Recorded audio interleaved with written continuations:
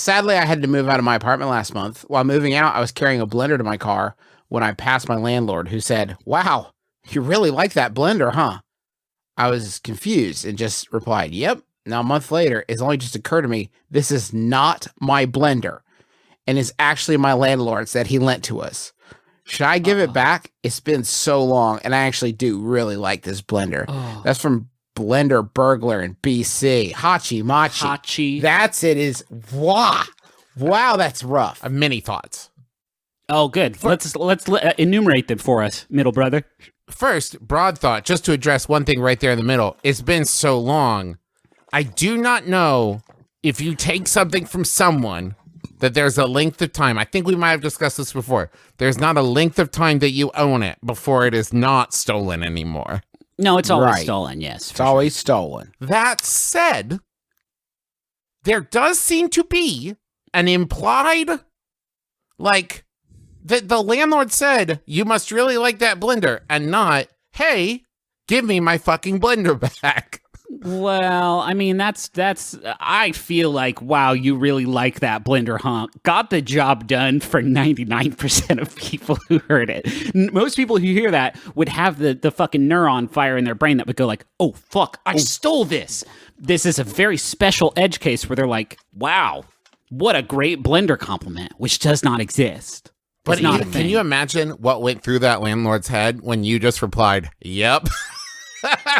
What's your relationship with your landlord like? Where you're like, damn, we got a lot of frozen strawberries and some yogurt and some almond milk. Let's make some fucking strawberry smoothies up in this shit. Uh-oh, we don't have a blender. It's cool. I know a guy. It's my landlord. I'll just go hit them up for a blender really quick. What? It is, yeah, okay. I want to go back. I need to flash back to the inception of this.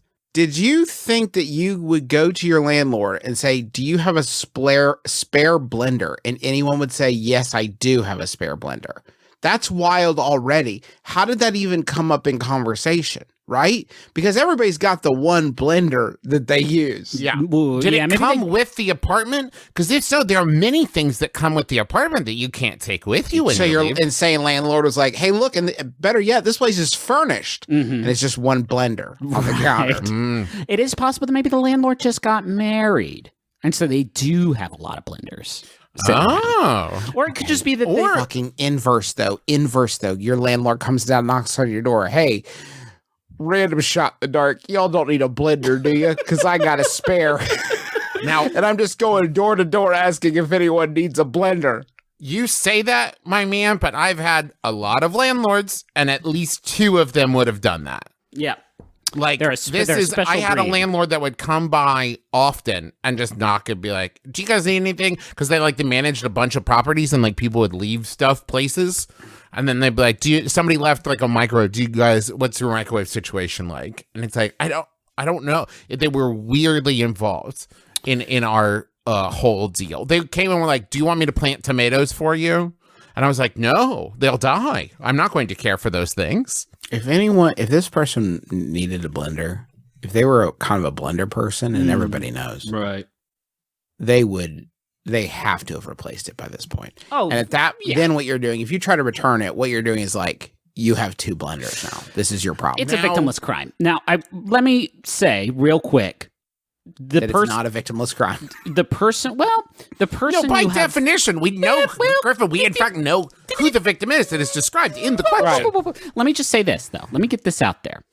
Knowing landlords and every landlord I've ever had and every landlord that exists on the planet, I bet if you close your eyes and think real hard, you could think of something they have done that you can now frame this act as one of justice and frame yourself like the Scarlet Pimpernel liberating blenders from crooked landlords all across this great nation of ours. Whether it's a disagreement about security deposit or they, yelled at you because you were playing Rock Band too loud, like whatever the fuck it is.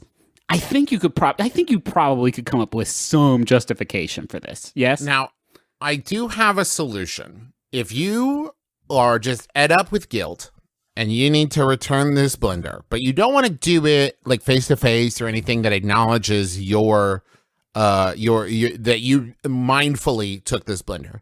I'm going to give you 3 words. Brave little toaster.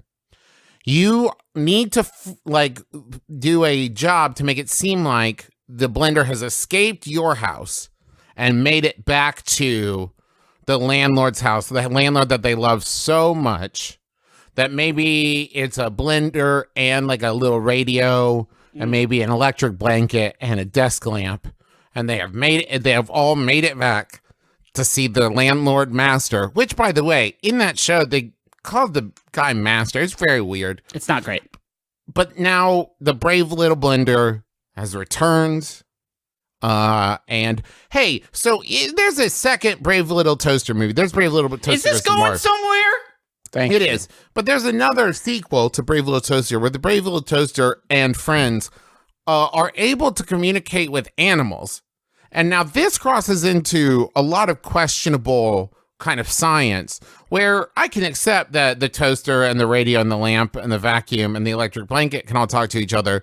But now they can also talk to monkeys and dogs and cats and like mice and rats and stuff. Unhinged screed that you have deviated. It was like you just did a magic trick to me, Travis, because I don't know where it fucking flipped. It's hard enough to wrap my mind around the fact that cats and dogs and rats and stuff can communicate. But Don't get me wrong. Your protests against this movie franchise are well understood, and there's a lot of meat there for us to dig our teeth into. They went to fucking Mars at one point. They flew there on a ceiling fan. Get fucking real, Brave Little Toaster. We're out here trying to do stuff.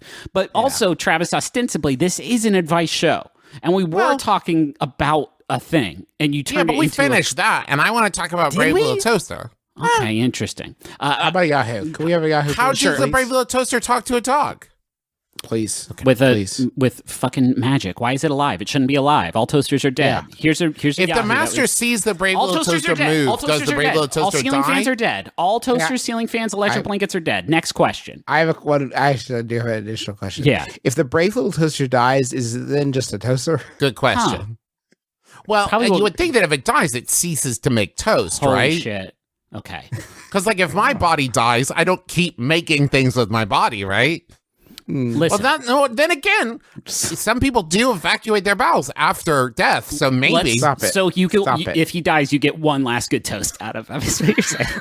Okay. If he dies mid-toast, he goes in to finish it up. He does get one more toast. From Radiant Heat. Let's put a button on it. Here's what to do to get out of the situation. Nothing. Fucking chill on the smooth tip. You're good. Free toaster. Enjoy. Here's a Yahoo that was sent in by Graham Robot. It was a blender. The toaster was the whole... Fuck, you fucking ruined me, Travis.